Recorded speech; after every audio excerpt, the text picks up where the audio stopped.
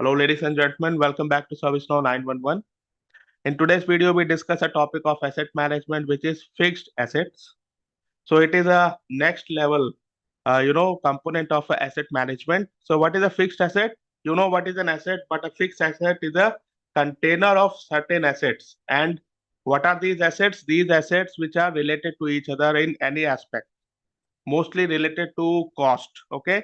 So if you have a department, if you have a particular team, you can manage the cost of all such assets directly by creating a fixed asset.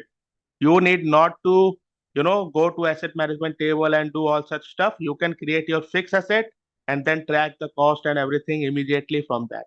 You can even do reporting for that. Okay. So now let me show you what is a fixed asset and how to create it. Okay. Let me share my screen.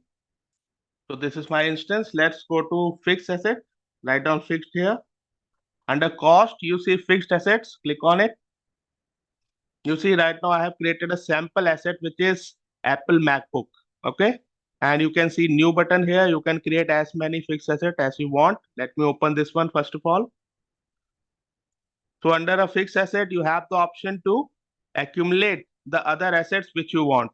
Right now, this is related to Apple MacBook, and you see here, total 3 Apple MacBooks are, added here in this container of fixed asset, which is Apple MacBook.